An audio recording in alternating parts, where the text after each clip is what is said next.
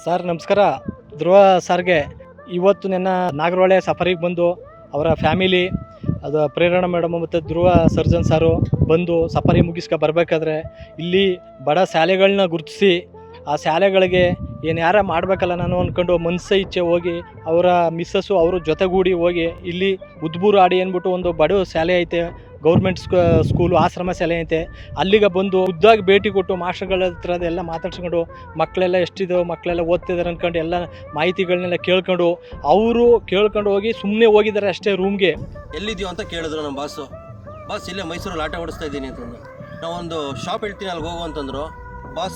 Boss item ಎಲ್ಲ ಹೇಳಿದ್ರು, ಅವರು ಪ್ಯಾಕ್ ಮಾಡಿಕೊಟ್ರು. ಅಲ್ಲಿಂದ ಒಂದು ಲೊಕೇಶನ್ ಕಳಿಸ್ತೀನಿ ನಿನಗೆ ಬಾರೋ ಅಂತಂದರು.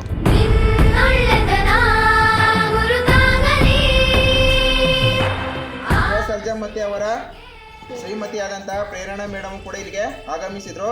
ಅವರ ಪರವಾಗಿ ನಮ್ಮ ಶಾಲೆಗೆ ಕೆಲವೊಂದು ಕ್ರೀಡಾ ಸಾಮಗ್ರಿಗಳನ್ನು ವಿತರಿಸಿದ್ದಾರೆ.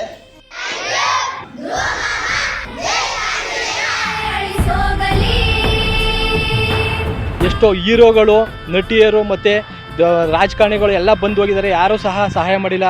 ನಮ್ಮ ಧ್ರುವ ಸಾರು ಬಂದು ಇವಾಗ ಬಡವ ಮಕ್ಕಳಿಗೆ ಶಾಲೆಗಳಿಗೆ ಹೆಲ್ಪ್ ಮಾಡಿಬಿಟ್ಟು ಇವಾಗ ತಾನೇ ಹೋಗಿದ್ದಾರೆ. ಅವ್ರಿಗೆ ಭಗವಂತ ಐಶ್ವರ್ಯ ಕೊಟ್ಟು ಕಾಪಾಡಲಿ. ಹಾಗೆ ಆಂಜನೇಯ ಸ್ವಾಮಿ ಅವಾಗ ಇನ್ನೂ ಎತ್ತರಕ್ಕೆ ಬರಲಿ, ಬಾಲಿವುಡ್ಲಿ ಅವ್ರ ಹೆಸರನ್ನು ಮಾಡಲಿ ಅಂದ್ಕೊಂಡು ನಾವು ಭಗವಂತನಲ್ಲಿ ಆಂಜನೇಯ ಸ್ವಾಮಿಯಲ್ಲಿ ಕೇಳ್ಕೊತಿದ್ದೀವಿ.